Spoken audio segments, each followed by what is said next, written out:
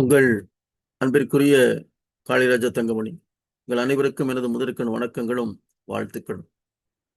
உங்கள் ஆசிரியர் YouTube channel மூலமாக உங்களோடு தொடர்பு கொள்வதிலே நான் மிக்க மகிழ்ச்சி அடைகின்றேன். இன்று நான் ஆசிரியர் யூடியூப் சேனல் மூலமாக உங்களோடு பேசப் போகிற விஷயம் என்னவென்றால், EPS 95 பென்ஷன்தாரர்களுக்கு அவர்கள் குறைந்தபட்ச பென்ஷனில் இருந்து அவர்கள் அந்த பென்ஷனை அதிகரிப்பதற்கான எந்த விதமான ஒரு முகாந்திரமும் எந்த விதமான செயலையும் மத்திய அரசு செய்யாதிருப்பதுதான் வருத்தமான ஒரு விஷயம்.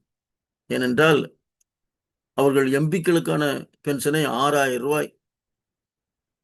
ரூபாய் அவர்கள் அதிகரித்து கொடுத்திருக்கிறார்கள். ஆனால் 20 வருஷம் 25 வருஷம் வேலை செய்துவிட்டு இங்கே பென்ஷன் வாங்குகின்ற தொழிலாளிகள் அவர்கள் 3,000 ரூபாய் 2,000 ரூபாய் என்று பெறுகிறார்கள்.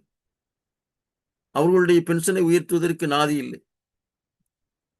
சுப்ரீம் கோர்ட் எல்லாம் சொல்லிவிட்டது, நீங்கள் இந்த மக்களுக்கான பென்ஷனை நீங்கள் உயர்த்துங்கள் என்று. இந்த கூலி தொழிலாளர்களுக்கு, இந்த ஆசிரியர்களுக்கு, இங்கே நிறைய தனியார் கம்பெனியிலே வேலை செய்த தொழிலாளிகளுக்கு அவர்களுக்கான இந்த EPS 95 பென்ஷன் தொகையை அவர்கள் உயர்த்தாதிருப்பது, மத்திய அரசு உயர்த்தாதிருப்பது மிகவும் வருத்தம் அளிக்கிறது. அவர்களுக்கு நிறைய முறை நாம் விண்ணப்பம் செய்துவிட்டோம், ஆனால் அவர்கள் சாய்ப்பதாக தெரியவில்லை. அதனால் இந்த நேரத்திலே நான் தமிழ்நாடு BJP அரசாங்கத்தினுடைய இங்கே உள்ள பிரதிநிதிகளாக மக்களால் தேர்ந்தெடுக்கப்படாவிட்டாலும் கூட இங்கே சிறப்பான முறையிலே செயல்பட்டு கொண்டிருக்கின்ற அண்ணாமலை, தமிழிசை சவுந்தரராஜன் போன்றவர்களையெல்லாம் நான் கேட்டுக்கொள்கிறது, நயினார் நாகேந்திரன் போன்றவர்களை எல்லாம் நான் கேட்டுக்கொள்வது, நீங்கள் EPS 95 பென்ஷன்தாரர்களுக்கு நீங்கள் பென்ஷனை உயர்த்தி கொடுக்க நீங்கள் நிதியமைச்சரையும் நமது பிரதமரையும் நீங்கள் வலியுறுத்த வேண்டும் என்று இந்த நேரத்திலே நான் கேட்டுக்கொள்கிறேன். நாங்கள் பலமுறை இதை நாம் எடுத்து சென்று விட்டோம், ஆனால் செவிசாய்க்க யாரும் இல்லை. அப்படி நீங்கள் இந்த முறை நீங்கள் எங்களுக்கு இந்த பென்ஷன் தொகையை நீங்கள் உயர்த்தி கொடுக்காவிட்டால் இந்த அனைத்து பென்ஷன்தாரர்களும் அவர்களுடைய குடும்பத்தாரும் அவர்களுடைய உறவினர்களும் இந்த BJP அரசுக்கு எதிராக இந்த வருங்காலத்திலே நாங்கள் போராட்டம் நடத்துவோம், தயாராக இருப்போம். அதை போல் அவர்களுக்கு எதிராக வாக்களிப்போம், தயாராக இருப்போம் என்பதையும் இந்த நேரத்திலே நான் உங்களுக்கு சொல்லிக் கொள்ள ஆசைப்படுகிறேன். தமிழ்நாட்டு மக்கள் தங்களுக்கான பிரதிநிதிகளை தேர்ந்தெடுக்கும் போது மத்தியிலே கண்டிப்பாக BJP அரசு வரும் என்று தெரிந்தும் கூட அவர்கள் இங்கே BJP-யினுடைய பிரதிநிதிகளை தேர்ந்தெடுக்கவில்லை என்பது வருத்தமான விஷயம். தமிழர்களுக்கு டெல்லியிலே வாய்ஸ் இல்லாத ஒரு சூழ்நிலையை இவர்கள் உருவாக்கி விட்டார்கள். நமது மக்களுக்கு ஒரு மதிப்பு இல்லாத ஒரு சூழ்நிலையை உருவாக்கி விட்டார்கள். அண்ணாமலையோ தமிழிசையோ டெல்லிக்கு சென்றிருந்தால் அவர்கள் மந்திரியாயிருப்பார்கள். அவர்களோடு நாம் சென்று ஈஸியாக நம்மளுடைய விஷயங்களை எல்லாம், நம்மளுடைய குறைகளை எல்லாம் சொல்ல முடியும்.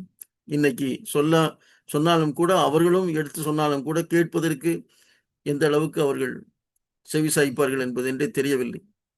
தமிழ்நாடு மக்கள் செய்த தவறு, நமது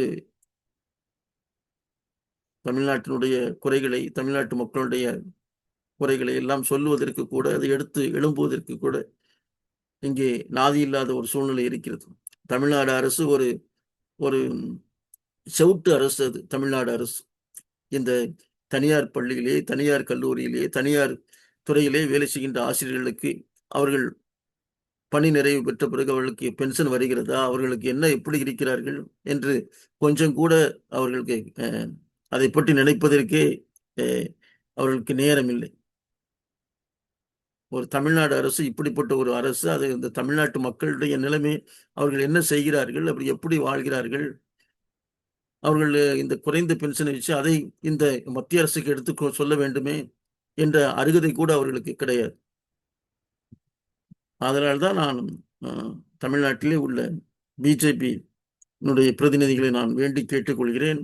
அண்ணாமலை அவர்களே, தமிழிசை அவர்களே, நயினார் நாகேந்திரன் அவர்களே, நீங்கள் நிர்மலா சீதாராமன் அவர்களிடம் சென்று இந்த EPS 95 பென்ஷன் தாரர்களுக்கான பென்ஷனை நீங்கள் உயர்த்தி கொடுக்க வேண்டும். ஒவ்வொரு ஆண்டும் நீங்கள் அதை அதிகரிக்க வேண்டும். அப்படி நீங்கள் செய்யாவிட்டால் இங்கு இந்த தமிழ்நாட்டிலே உள்ள இபிஎஸ் 95 என்னுடைய பென்ஷன்காரர்கள் எல்லாம் நீங்கள் உங்கள் மீது அதிருப்தி கொண்டிருக்கிறோம். எம்பிக்களுக்கான பென்ஷனை எம்எல்ஏக்களுக்கான பென்ஷனை எல்லாம் நீங்கள் எளிதாக நீங்கள் உயர்த்துகிறீர்கள். வருஷம் வருஷம் தமிழ்நாட்டிலே 6000, எம்எல்ஏக்களுக்கு டெல்லியிலே 6000 என்று ஏற்றுகிறீர்கள். ஆனால் இங்கே சாதாரண மக்களுக்கான ஒரு பென்ஷனை 11 ஆண்டுகள் நீங்கள் காத்திருந்தும் கூட நீங்கள் உயர்த்த முடியாவிட்டால் நீங்கள் இந்த வாய்ஸ்லெஸ் பீப்புளுக்கு நீங்கள் செய்கின்ற கைமாறு இதுதான். அதனால் அவர்களுக்கு இருக்கின்றது ஒரே ஒரு ஓட்டு தான். அதனால் இந்த நேரத்திலே நான் அன்போடும் பணிவோடும் நான் இந்த தமிழிசை சவுந்தரராஜன் அவர்களையும், அண்ணாமலை அவர்களையும், நயினா நாகேந்திரன் அவர்களையும் கேட்டுக்கொள்வது, இந்த இபிஎஸ் 95 பென்ஷன் தொகையை நீங்கள் உயர்த்தி கொடுப்பதற்கு மத்திய அரசை நீங்கள் வலியுறுத்தி பெற்றுத்தர வேண்டும்.